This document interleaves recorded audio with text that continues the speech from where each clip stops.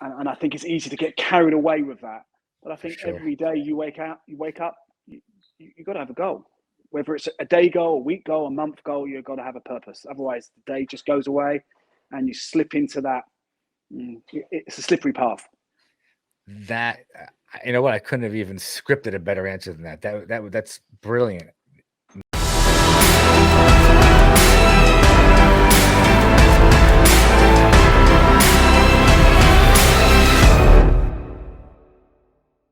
Welcome back, everybody. Have an amazing guest as always. Today we have Robert Levy. It's going to be a great story. He's got a tremendous amount of business experience, health and fitness, and like for me, I love having people like him on because those, especially with the health and fitness and the business combination, it's just such a great conversation. And for me, it's a part of my life, that same combination. So I'm looking forward to this conversation.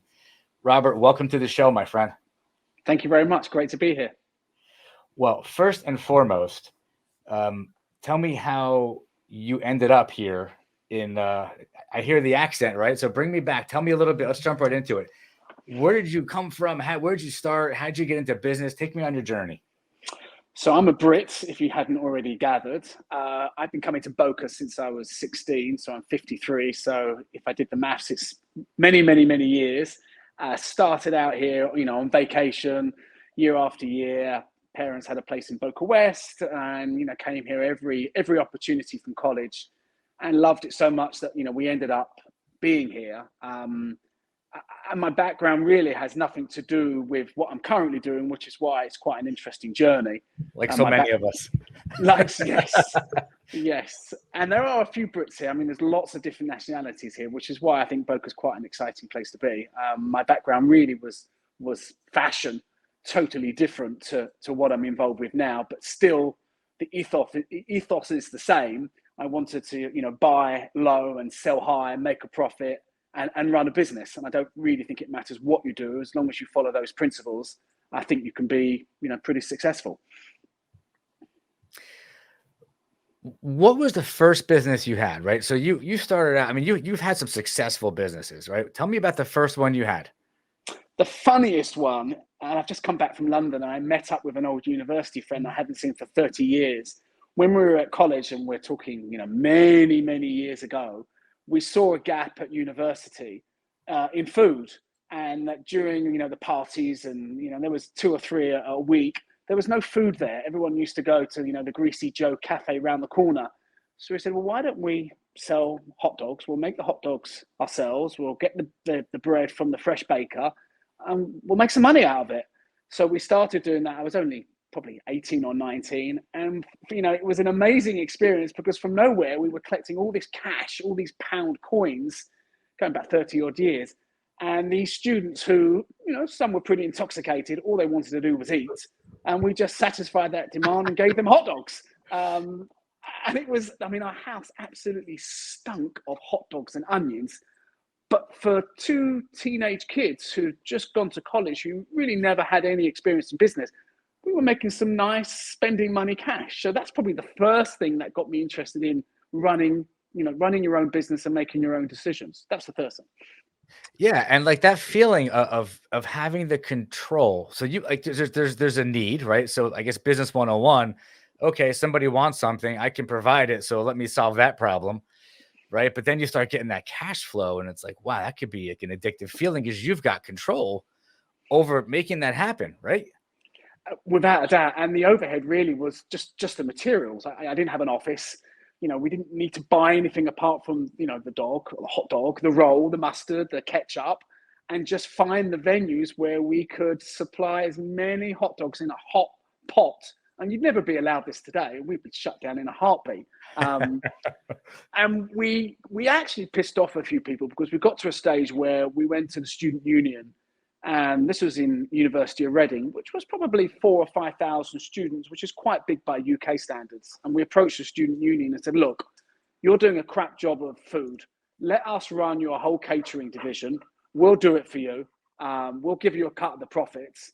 And, we went backwards and forwards, but unfortunately, they just did not want to let 2 entrepreneurial kids do a better job than them, even though we were going to take full responsibility for it. And I suppose that was my first lesson in, I call it 101, in, bureaucracy and not letting the entrepreneurs run the show. You know what I just also heard? I just heard something which I hear from a lot. I think every entrepreneur I speak to, you're very creative. Like that's a very creative, like you actually thought like, okay, we fell into this and we're making good money, but now let's take this, let's pitch it and let's see how far we can take it. And your idea was like a good idea. And there was a need. Granted, they were too short-sighted to see that you could have really solved the problem. It was a win-win. Right. But the creativity was key.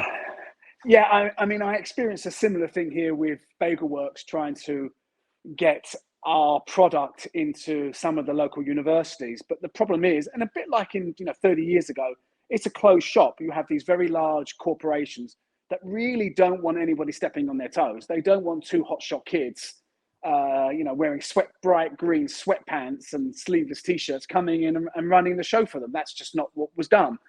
And if you fast forward that today, I still think there are places where entrepreneurship and running things, not quite the seat of your pants, but what I call ducking and diving.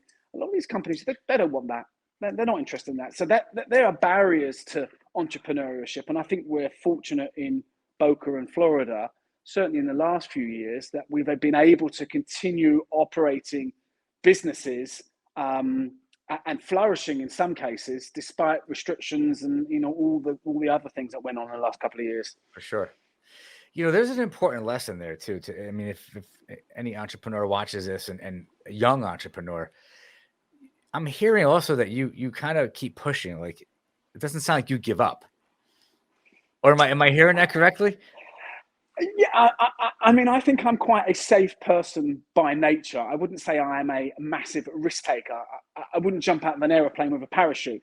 I'm not in control. And I know there are plenty of entrepreneurs who have probably jumped out of planes just because they can and they want that dare. I don't fall into that mix. But if I do see an opportunity and I think the risk reward is there, yes, I think that's the entrepreneurial spirit that one of the reasons why I moved to America. You can flourish here with that. The UK is slightly more restrictive in that. Here, I think they welcome it. Yeah, that's interesting. Like I noted that as like measured risk because I can relate to that as a business owner. Like you got to take risks, not ridiculous risks, like not uncalculated risks. But I mean, if you don't take risks, there's a risk reward thing is real. Right. So if you don't take some risks, I mean, you're really not going to see that major reward. But then you can take just risks that are just ridiculous that you should never take. So there is that balance, Yeah, I think we've all read about amazing entrepreneurs that had, $1 in their pocket and they take this risk that I would never do. And Right. they end up, ruling 2/3 of the planet. That's just not my DNA. And there are people that have done that with, whether it's in equities, whether it's in real estate, and they've just put every single thing on the line. That's not for me. And that's not measured. That's a good word. It's not measured enough for me. Those are fun stories to hear, but I mean, that is like, those are like 1 in a million. It's got like guys like you and me who like, we run a business, we run a good business. You do weigh the risk and you take them, but you're not taking risks that are going to like potentially end you. But that being said, if I was 25 years old with no responsibilities and I could start over 4 more times, all right, maybe I would take the risk that I wouldn't take now at 50, Absolutely right. I agree. I think we have to take into account, age is in most cases a number, but when we have responsibilities, whether it's children or whatever we have, the dynamics are slightly different. It's like I think right now I have like 20 employees. So I could just say, well, let me take all the cash we have. Let me max out the credit line and I'm going to roll the dice on Bitcoin. Well, if I did that like 4 years ago, I probably would have 10x'd it. But I mean, it's insane. So there are levels of crazy, I agree. So I think you said you were 18 when you had that first business. You were in college. It's in college. We did it throughout the 3 years at university. Left university, did some traveling, worked in Hong Kong for 3 or 4 months in the garment business. And my family, my great grandpa started a clothing business selling hats in the East End of London. A real Jewish London business selling hats. And I had no desire to go into that, I suppose, until the last 2 weeks at university. And I think I just woke up one day and thought, I quite like this schmutter business. I'm going to try it. So Hold on. For the rest of the people out there, schmata means rag. Apologies, you're right. Yes, the rag business. So my dad said, listen, at the time we had maybe 19 or 20 retail stores. And he said, there's no way you're coming into the business without learning from the grassroots up how a shirt is made, how much fabric is needed, how much fabric is. You're going out to the Far East. You're going to go live there for 2 or 3 months. You're going to live and breathe it, go to the factories in China, see how it works. And then if you still enjoy it, then you'll come into business and you'll go through every single department in the business. So you'll work on the shop floor, you'll work in the accounts, you'll work in the warehouse, you'll work buying with me, you'll travel with me. And if you're any good, son, and you enjoy it, then great. And that's what I did pretty much until I moved here in 2009. I loved it. There's a book by Malcolm Gladwell. Did you ever hear of it? It's I forget the name of it, but that's where they get the 10,000 hours from. He talks about putting in your 10,000 hours. And when I'm listening to you talk, you put a lot of time into learning that specific trade. Yes. And that made you an expert, and it was old school, and you learned it the right way. What else did you learn during that process, though, that helped prepare you for what you're doing now?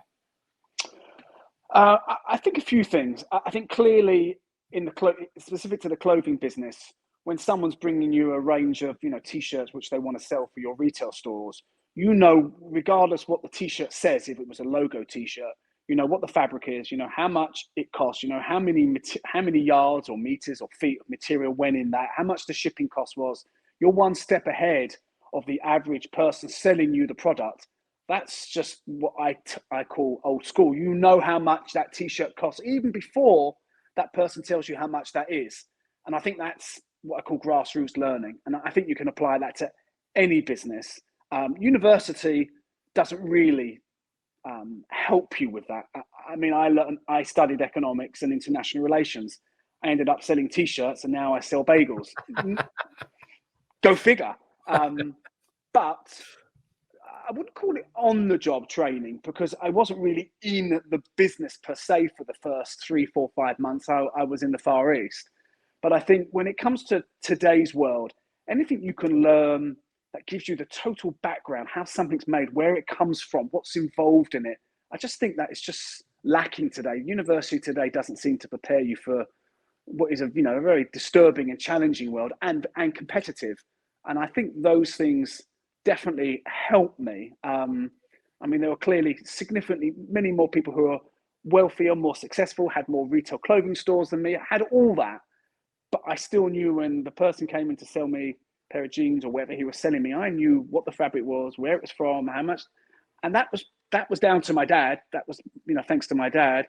And that was priceless to me. That really taught me that it doesn't really matter what it is. You got to know what it is, whether it comes from China or Turkey or India. You got to kind of know your market, right? That's right. That like expert knowledge, like whatever business you're in, that comes from putting that time in. That's why I wanted you to go a little deeper on that. You put in so much time, and you had that kind of knowledge. That expert knowledge really does set you apart in the marketplace. And the other thing you just touched on, which I think is awesome, is the street smarts versus the book smarts. Because I have an MBA, and I have plenty of time in school and certifications, but nothing that came out of any of that. I have a degree in criminal justice. I was going to be a policeman. I own an IT company for like a long time. It has nothing to do with anything. And I'm even careful with my kids. Like, of course, I want them to go to college, and that experience is a great experience. But I don't put a lot of weight on. I don't care where they go. It doesn't matter to me. It's the experience that you get when you're actually out there getting your hands dirty and you're actually in it. There's no way they could teach you that in school. Yeah, it's not even possible. Maybe they should. I will tell you what my kids do learn. I had taken them a year ago or 2 years ago, I'm not sure, out of the public schools down here in Boca, and I put them first one, then the other. They're both in a private school here. And I did it because I wanted them to get a different type of education. And we actually chose a school that believes in teaching things like critical thinking. Don't just have an opinion, have some facts to back up your opinion, like have thoughts, be able to speak about it. Don't just say, oh, I just think because. And so those are critical skills that, yes, I have to pay to send my kids to private school to get a different education, but they are being prepared to actually go out in the world and be professionals. The public schools, I found, I went through them. Everybody I know went through them. They don't teach us that in school. They just don't. No, I think you're right. And I think every state, every country is different when it comes to the school system, but nothing can prepare you better for getting your hands dirty. For sure. That's such a valuable point. So so now we've got through, you were in that business, did you say until 2009? So we sold the business in 2006 to a group of venture capitalists who wanted to expand it. It was a good opportunity to sell. So from 2006 to 2009, I used my, I suppose, fashion skills and was a consultant and was able to consult for people like Marks and Spencer's and a very large sports retailer. And I did that for 3 years. But it wasn't really very fulfilling. I felt a bit like a prostitute because they took me on and said, okay, Rob, we need you to look at this part of the area, the denim area, or we're not taking enough money in these stores. And I knew it was only a short-term thing, and it wasn't mine. I wasn't really creating anything of my own. I was just handing off my experience to, a layer of bureaucracy, which is what a lot of these large companies are. So I didn't really feel, though I added value, it didn't really benefit me very much. Forget the financial side. So an opportunity came along in 2009 to move here to be involved with an old iconic soccer club called the New York Cosmos. And the connection was my elder brother runs a soccer team in the United Kingdom, and his vice chairman wanted to move to Florida. He knew I had background in clothing and said, would you like to come with me? I'm going to buy the New York Cosmos. I want you to come with me, and you're going to do all the product and branding and stuff like that. And it sounded pretty damn exciting. Why not? Didn't have any ties in the UK apart from family. Had sold the business. So we basically said, wife and I said, why not? The kids are young. We packed up shop, got a visa, flew out here to Florida, and I was going backwards and forwards between Boca and New York, trying to launch this iconic or ex-iconic soccer team called the New York Cosmos. It was quite exciting. I remember there was a while where it was a big deal. Pele. What was the New Jersey team called? I'm from New Jersey. The New Jersey so the Metro Stars? Is that the New Jersey team is still playing in the second tier of the soccer. And I think it was Gordon Banks, who was the ex-England goalkeeper in the 1966 World Cup. I actually think he played for one of those teams. In the 70s and 80s, all the old British stars, like Gordon Banks, there's a few of them, Pele from Brazil, they all came and played in the US. So his plan was to revitalize the New York Cosmos as a soccer team and as a sports brand. And I was going backwards and forwards from here to New York. And it got to a situation where I thought, he's a bit larger than life for me. I need a little bit more grassroots. I got 3 children. And the Bagel Works situation arose where the original owner of the business needed some help, some financial help, some guidance. And I became a silent partner in that from about 2011 onwards. And in the end, it's just me running it. But you, in the midst of that, though, you were involved in fitness too. So during the New York Cosmos time, I started to get a desire to get fit. You're so fortunate here. You've got such an amazing outdoors. In England, at 3:00 it's dark and it's raining and it's dull and it's miserable. Hence why people live here. So I started getting involved in triathlons and thought, I'm pretty good at this. Got some teaching certification. Started to teach classes. So I got a bit of a buzz for that and a passion. And then started personal training, and one thing led to another. I ended up several years ago buying into a local gym. So yes, the left side is bagels and the right side is fitness. Couldn't be too far removed. How does that go together? You can't eat bagels if you're trying to be fit. Well, everything in moderation, right? Right, exactly. It's funny. I was out to dinner last night and with a few people, and they were talking about bagels, and I'm like, no offense, I'm like, I haven't had a bagel in like 3 or 4 years. I can't remember the last time I had a bagel.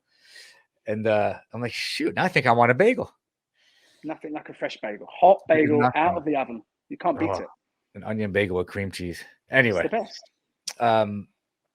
So I love that you're giving this diverse background, because it really does show that, as we talked about, there's certain things you're going to learn in school, and it's important to have that education. But the things that are really going to get you to help you move forward in business and in business relationships, it's and to grow your business, it's just diverse background, and you do have to put the time in, and you've put in a lot of time. So that brings us to you being the investor, or an investor in the bagel shop, and then turning out that you're now running the bagel shop, right? Or shops? Yes. Well, when I first got involved with the original owner, I was very green. I had no idea about the restaurant business. I had no experience in it. And I was really there in the background, helping with some of the, the marketing and branding. And I'd only been in the US a couple of years. So I was very naive, and I was thrown in at the deep end. So we planned to open a second store, which was an unmitigated disaster. And that's probably the best on-the-job training you'll ever have. Failure. Failure. I failed. We opened it. It was my money. There was everything that could go wrong did go wrong. I will hold my hands up, and I will take 100% responsibility. Maybe it's not down to me 100%, but ultimately it failed. I closed that down after a couple of years and realized that the restaurant business is, it's not everything is not easy. Sometimes you fail. And that failure, I would say that of all the things in my 53 years that I've done, the loss of that restaurant was the single biggest learning exercise period. Okay. We gotta get into that a little bit, because that's powerful right there. So you lost, we're not talking just money though. So part of the failure sounds like you maybe lost some money, but was it also like to yourself, like, whoa, my God, like this, like, you disappointed yourself in a way? Yeah, I think I was, obviously the financial loss was huge. It was 6,000 feet. It was, I was the investor, and I would do things so differently today. Maybe that's why I still only have one store, but I would do things totally different today. So putting the financial burden to one side, I needed to be more in control of it. I wasn't. That's down to naivety. I didn't feel. Wait, pause there for a sec. So when you say, so you had money in it and other people were running it, and so part of that failure was that you didn't, maybe you had ideas or thoughts of how things should be done, but you really didn't assert that. Yes, because my experience in the restaurant business was still very green at that time. I left it to, one or two people to take their word that they were going to build it correctly. Yeah. It was going to be within a budget. It was going to be good. Everything was going to be fine. There's light at the end of the tunnel. Don't worry. And I should have seen the darkness earlier. And I put that down to naivety, experience. Trusting other people's word. Yeah, I think the South Florida curse hit me. I think buyer beware. I've come from a background of a handshake. That's the way I was always taught. And I think the South Florida way, unfortunately, it's very different. It left me, I think bitter's too strong a word, because bitter means you won't accept the return of it. I'm not bitter, but it gave me a massive kick up the arse. I'm not as trusting as I was. And I learned a lot, and I was thrown in the deep end, nearly drowned, got out of it, shut the restaurant down, ended up just myself running the restaurant, which is now in its 33rd year. Haven't opened a second one. I have been near a few times, didn't feel right. I'm not going to take those risks again. I'm not going to put it out there unless I'm comfortable. And that goes back to risk averse. How comfortable are you with risk, age, family? But that taught me. I didn't feel humiliated, because some people say, when you lost a restaurant, you must have felt, really gutted. And, how did you get up every morning? Well, I got up every morning knowing that I was lucky to have another restaurant. I had other businesses, my wife business, my fitness business. I had my health. And though it hurt, it taught me so much about how business is operating here in South Florida, and how to respect a dollar's a dollar. and it's easy to blow it, and it's easy to be over budget. It's easy to over trust people, and I sort of vowed not to make that same mistake again. And we all make mistakes, but that was a big one, and that was a real life lesson for me. How did you end up removing the other partners? Because you were a silent partner, then you take over. Something happened in there. Yes, I mean, we were equal partners, 50-50, which again, I would never do in any business deal because that's a stalemate situation. I realized that I needed to run both businesses myself, even I knew I had to shut one down. I was fortunate I was in a financially stronger position than he was. There was an operating agreement with a buy-sell, and a buy-sell means one person's buying, one person's selling. If the other person can't sell, he gets forced out. And it went to legal, went to court, and he lost. And I ended up owning both businesses, both separate LLCs, and shut one down. You ended up, it went as far as going to court. Oh, yeah. Oh, you went the distance. Days. Oh, yeah. That's why I say it was a real learning curve for me. I'd never been involved in any litigation. When we sold the business in 2006, we had 32 clothing stores. We'd never been involved in any litigation in any shape or form throughout the process of the business. So when I came here, got involved in opening a second restaurant within a couple of years, I'd lost all this money. I trusted a partner, trusted X number of people that didn't work out, and was involved in litigation. It was a steep learning curve. I mean, big time. I went through something similar, actually. I ended up, I think this was 2014. I did my first merger, did that. I ended up tripling the size of the company when we brought it together. But then now I had a partner, and we were 50-50. We never got along. Then 2 years later, we ended up acquiring 2 more companies. We really exploded this thing. And then about 9 months after that, we ended up, now there's 4 of us, there's 4 partners, a 40, a 40, a 15, and a 5%. And it became like who's lining up with who. But the entire time, I made sure that I was the CEO and the president. But it was a huge, huge ego problem for everybody else because they were all used to being their own business owners. We ended up going to court. I mean, the whole thing fell apart, and I spent about $400,000 in legal fees. Wow. Yeah, just to give you an idea. Like, I've been through what you're talking about, and it was everybody suing each other. In the end, I ended up with the business. My company today it's that company. We split apart. I bought everybody out, and I have 2 years left on those payments. I think it was 6. It was 7-year payments, but not easy. I learned, to your point, learned a lot of lessons. I would probably not do the partner thing again, but now I would just buy people, and I'm actively searching for that. But it was a very, very expensive another degree. It was another master's degree, but this was a real life degree, and God, there's so many things. This is why I do the show, so we can talk about things like this. And there are so many lessons. You and I probably could consult and talk to anybody who's going through something like that and tell them what to do, what not to do, how to set your agreement up before you even get into it. Begin with the end in mind, as Stephen Covey says, because it will end one way or the other, whether it's planned or it's going to end. Absolutely. So yeah, right. valuable stuff. But I ended up with the company, and the company's flourishing, and we're doing well. But it was 2 years of literally I lost weight. I was like miserable all the time. It takes a huge toll on you emotionally. Yes, agree. And that's where I'm a big believer. When people have entrepreneurs like us have businesses, you need an outlet. Some people's outlet is alcohol or drugs. If you can get hooked on swimming, biking, running, weightlifting, it doesn't matter what it is. Some escape, some getting your frustration and stress out, because we all have stresses. And that's where I think exercise is just an absolute, we say in the UK, no brainer.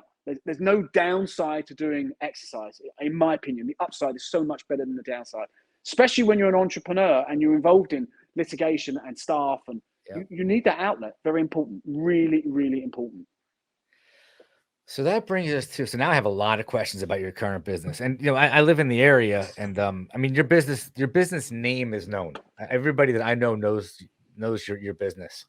I can't say that I've I've stopped in there, but now that I know you, I'm going to come in there.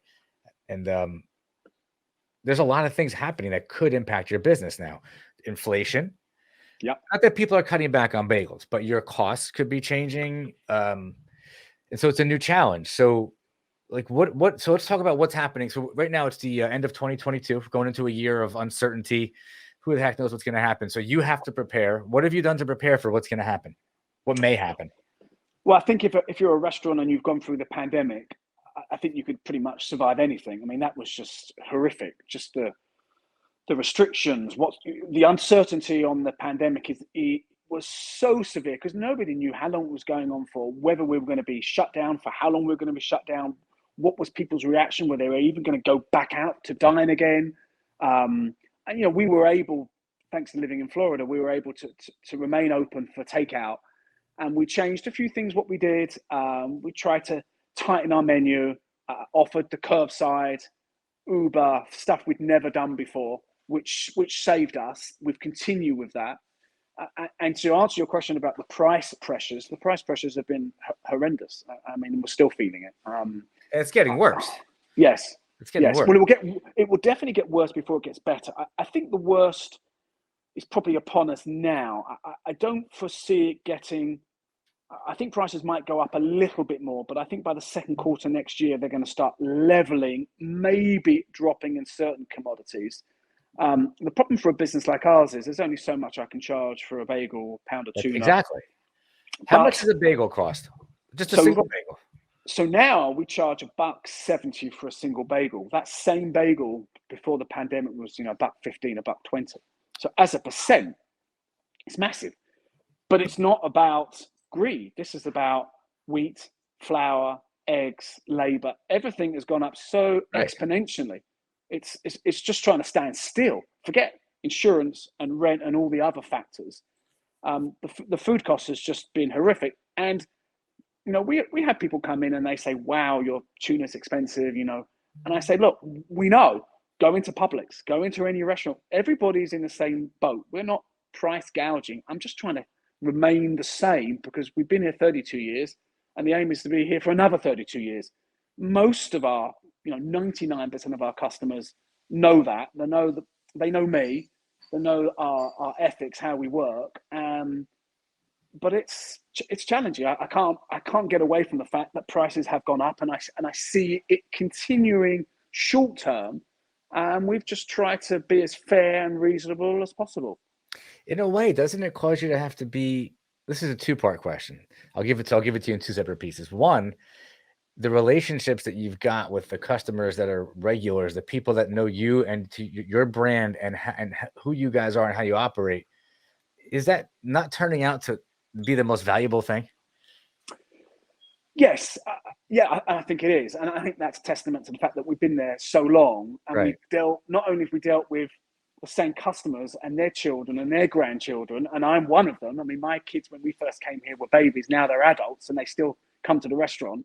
But I flip that onto my vendor side. We deal with the same vendor for flour, the same vendor for our tuna. We haven't changed our product because the prices have gone up to try and cheapen anything. We've said, okay, this is what we do. This is the quality we offer. We're not going to compromise that. If we have to charge more to stand still, we believe our customers, who are pretty much 99% loyal, will understand that too.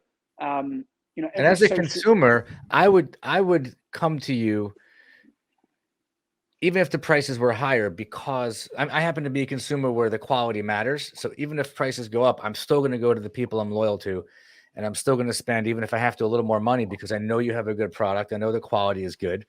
I just know what I'm getting. So as a customer, the consistency is really important. And I probably speak for a lot of people that come into your shop. And the ones that don't care about that, all right, they're the ones that are going to drop off. And so you'll replace them with people that want the good quality. As long as that you're marketing and they know you're there. Yes, I mean, my baker, my prep guy are the same. We've had the same guys for 20 odd years. They make tuna the same way. It's the same tuna. Consistent. It's consistent. And look, there is no doubt there are people that look at some of our prices. We sell a pound of tuna for $17.25. It's expensive. It's high grade. It's excellent tuna. It's so good. I actually trademarked the name Legendary Tuna. So we I've own heard that about your range. tuna. Mm-hmm. I'm not It's being exceptional. funny. I have not been to your store, but I have literally heard about your tuna. I had told a few people that I know that you were coming on the show. They're like, "Oh my God, we go there. We love the tuna." It's And these are people legendary. that I had no idea even knew you or went to your store. When we do it in a certain way, but you can go to Publix and buy tuna salad for, probably, I know, $9.50, $10. But as you know, not everything's created equal. No. So we took the decision Cheaper during the isn't better. pandemic. Correct. We knew what was coming. We knew prices were going up. We knew labor's going up. Everyone has the opportunity to sub something, and we chose not to. And we're going to stick to our guns, basically. There's so many restaurants around here, and you and I live in an area where, there's a lot of restaurants. There's no shortage. There are some places that I've noticed that, like, wow, the chicken or the burgers, like, it's not the same. Either the portions are. There's a place that I go on a regular basis, and I love to get their salad they have. I went there the other day, ordered it, and it was like half the size. I'm like, what? So they're charging me the same thing for half the salad, thinking I'm not going to notice. It still tasted great, but it's half the size. Like, wait, what's going on here, guys? Look, as a restaurateur, you have a choice. If your prices go up 20, 30, 40%, which they have, you can say, okay, I'm going to put the prices up to compensate for that, or I'm going to offer a smaller portion, keep the price the same, or maybe tweak it a little bit. And these are decisions businesses, entrepreneurs have to make, because I believe so many of my owners believe they're shareholders. I don't have, it's not just me that runs a business. I have probably 1,000 people who come into my restaurant who believe they are part owners of the business. They want to see the same size portion and the same quality tuna as they did pre-pandemic as they do now. So I'm not going to change that. We're all shareholders in it. So the second part of my question was, how do you set yourself apart?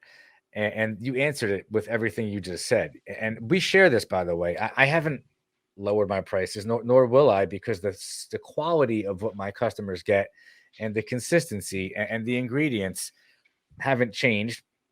My costs have gone up, but if I need to raise my prices, I will. But I would rather do that and still deliver the same end result to people, which is what you're doing. And in a way that does set you apart. It sets you apart because you're not willing to kind of go down on your standards. Yes, we set that from the beginning of the pandemic. My general manager and I, we made a decision. We're not going to reduce the quality. We're not going to reduce the portion size. And I also make a point that in any social media, whether it's TripAdvisor, Google, or Yelp, I personally answer myself every single one of them. So if there's a problem and we're not perfect and we make a mistake, we'll hold our hands up and we'll deal with it. I like to know what people are saying. We will never please everybody. That's just a fact. It's not possible. But if I can see what's going on and I can reply to every single one of those, I can keep I suppose it's another check and balance on the business. And if the individual who's Googled us or Yelped us know the owner's replying, which I am, and I'm a phone call away or an email away, as long as they're fair and reasonable, we pledge to do the same. We will also be fair and reasonable back. And if we make a mistake, we will hold our hands up. That's the differentiator. I mean, you and I both know not every. Actually, I think the majority of business owners. Well, I'll speak for my business, and it's similar because we're delivering a service. But most business owners, they're not consistent, even with what you just said. The follow through, the customer service. Maybe it comes and goes depending on if they feel like they're in trouble or people are complaining. But getting ahead of that and staying ahead of that, and being proactive with your outreach, like that is setting you apart. And it's important that's a big takeaway from this conversation. Like, no matter what service you're in, don't wait for a complaint. I mean, it's a backwards thinking. Like, you to be in touch with your customers and to know what they're thinking and what they're feeling, and to be able to stay ahead of that. Those are customers you'll have forever, because that is a relationship. And that's why we have the grandkids come in from that's how we've done it so successfully. Right. And there are other bagel stores, and there's some very good bagel stores out there. And I never worry. I encourage. I'm not one of these entrepreneurs that are concerned about other bagel stores or won't talk to the owners of other bagel stores. We're all serving the customers. We're all serving the public. You do your thing. We do our thing. If you need something, call me. You run out of flour, call me. I'm not going to take your call. That's just not how we run our business. I want to switch gears. It's funny. I had a lot of the questions I'm asking you are coming out of my curiosity, but one of the questions I had written down ties into something you mentioned when you were telling me your story about feeling fulfilled. And so the question that I had for you is, so initially this wasn't a passion for you. I mean, you explained that it was about running a business, but are you fulfilled now? Well, I like dealing with people. So whether it's dealing with people on a social media replying or in person in a restaurant or personal training, I think my people skills are pretty good. Um, and I love it. I mean, I can't deny it. I mean, there are days, trust me, where it can be challenging. You know, we're in Boca and we deal with 4, 5, sometimes 600 customers a day. No one is perfect. And the same with my clients. But I think seeing a comment come through that, oh, we loved your tuna, or being in the restaurant and, you know, please thank your service, she was great, or having a client that feels satisfied after That's a great. workout, you're making someone's day, right? Sure. And you're being paid for it. What could be better? And not for nothing, but like we people love good food. Like I don't know anybody that when you have good food, like it doesn't make you emotionally feel good. And so to know that like you have the best tuna around, which apparently is literal, it is legendary for real. Like that's fulfilling when you get that kind of feedback. So yeah, I think you answered the question, which was it wasn't a passion, and maybe you don't have to say whether it is or isn't a passion now, but whether you're fulfilled or not matters, and you are because you're making a difference. You're helping people feel good. I think going back to when I closed the other store down and I haven't opened another store since, maybe part of the reservation of opening another store is, will I be able to have that same feeling walking into the Boca location, which is such a, it's, I mean, kind of like watching, Cheers, and Friends all combined together. It's like a local hangout place. If I open the second store, will it have that shtick? Will it have that feel to it? So part of me is thinking, like, I really want to try and take what I have there and just stick it in another location. Well, maybe I can't do that. Well, maybe if I can't do that, maybe I should just be satisfied with what I have. Don't be greedy.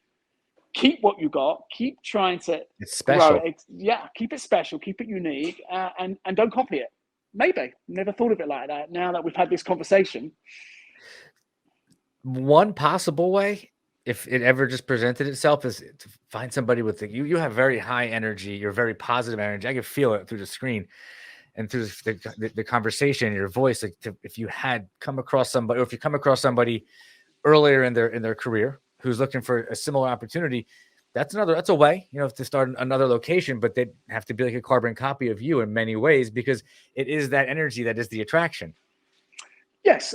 Yes. I mean, we have looked at franchising, but the word franchise makes me nervous as well. That's, again, it could be. It loses the specialness.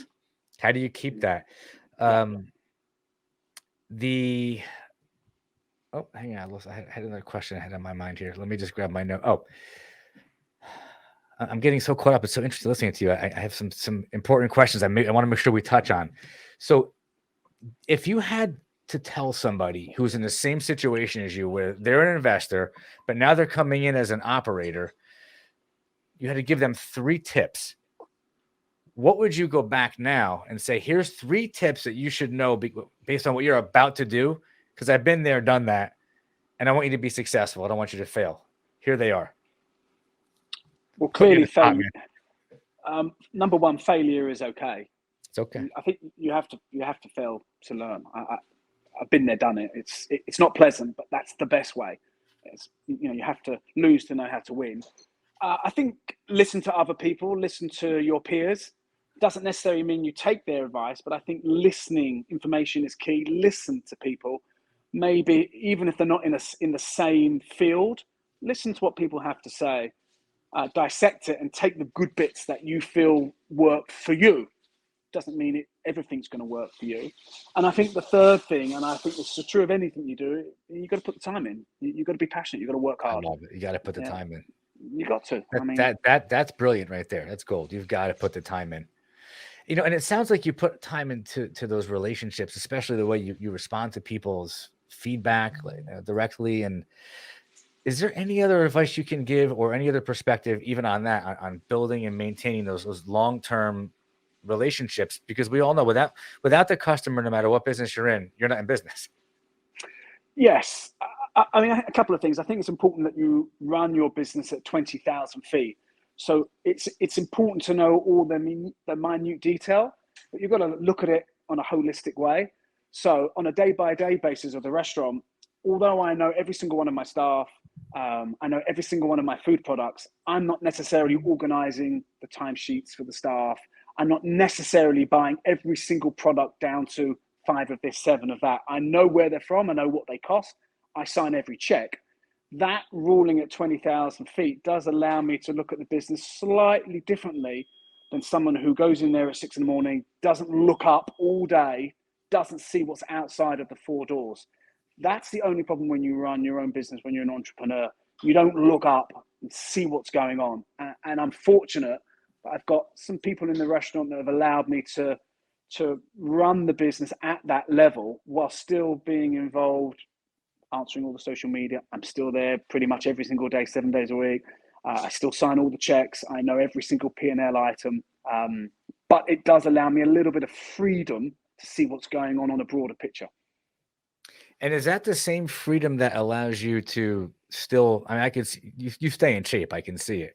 So, I mean, being an entrepreneur, but being a business owner, that does allow you, it does allow me, people like us, to have the freedom to be all in. I mean, we work a lot, maybe not by watching the clock, but it gives you the freedom to still go to the gym, work out, and feel fulfilled outside of work, right? Yes, I mean, I set my aim.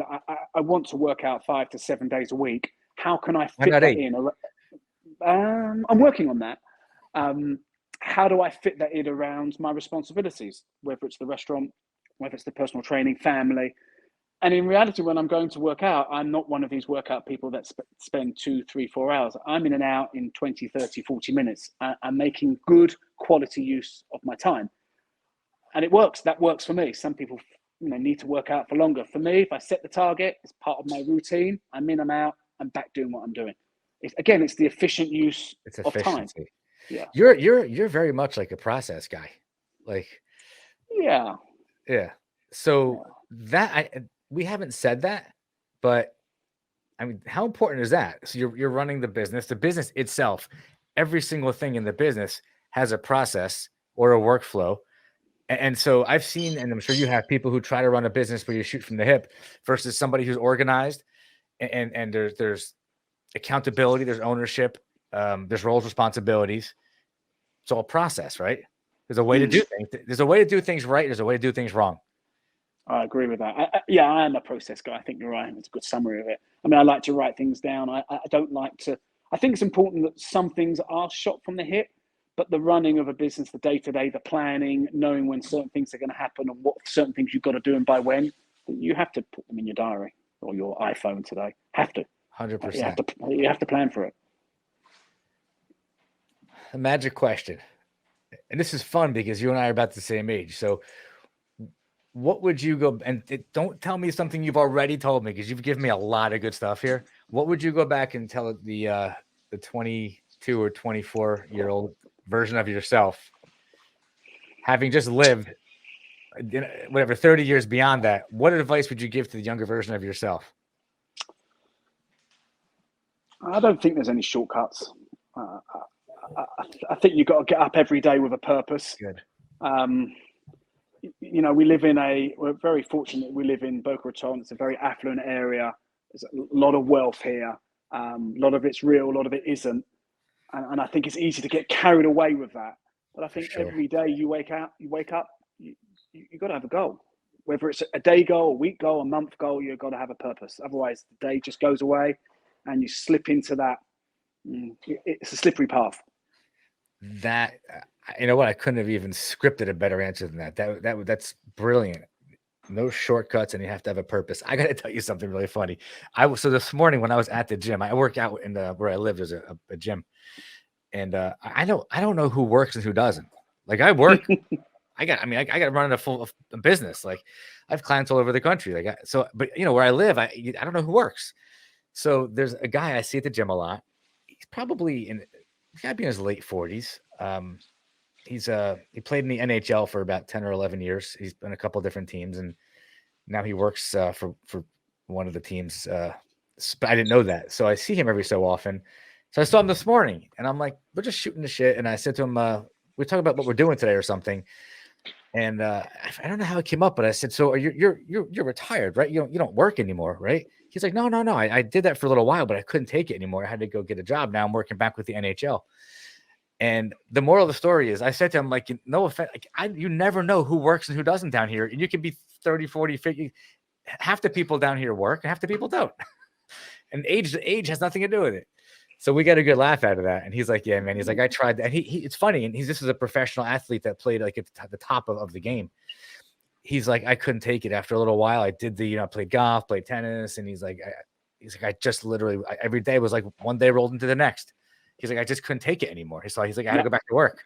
I think he said like a year he didn't do much. And so you do have to have a purpose, and you really can't take shortcuts. And thank you for sharing that. My pleasure. This was a great conversation, man.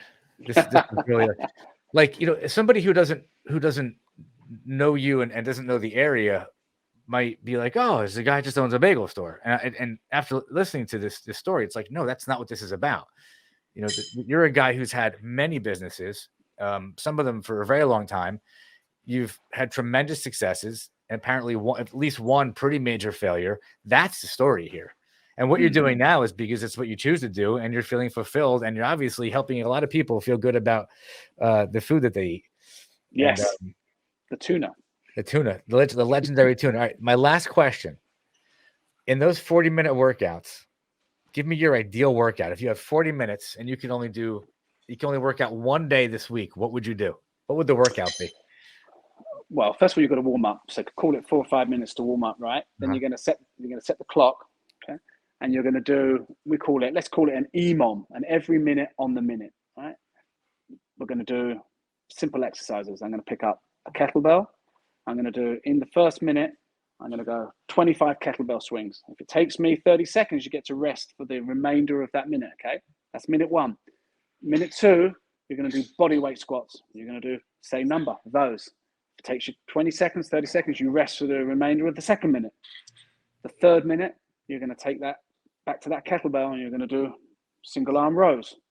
You're going to do same number, however long it takes you, right? Rest for the remainder of the minute.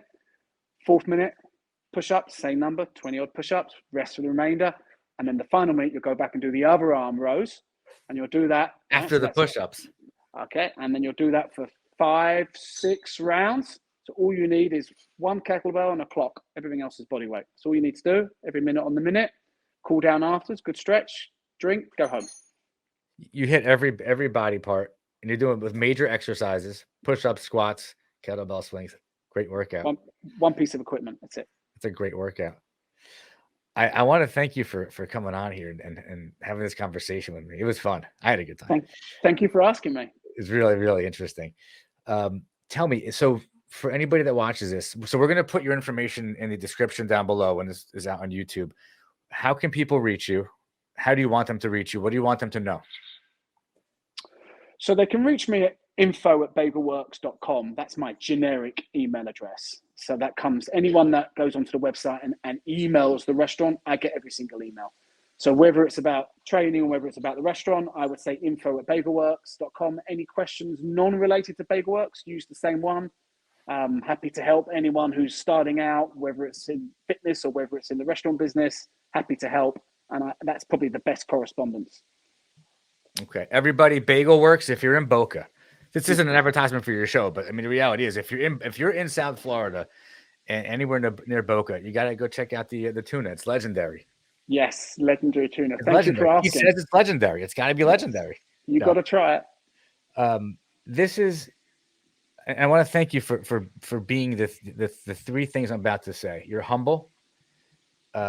You certainly hustle, and you certainly do the work. That's a message that I try to keep consistent with everybody that comes on the show. Be humble, do the work, and hustle. And I mean, clearly you've done all those, and that's one of the takeaways from the show. Thank you so much. Thank you again. And 2 things. One, I got to come check out your store now. Yes. In fact, I'm heading that way. I'm heading over to Glades after the show, so I'm gonna have to pop in there today. And I want to get a workout with you. I want to do that workout with you. I look forward to it. Reach out to me. It'll be my You pleasure. come to me or I'll come to you. I think we're 20 minutes apart.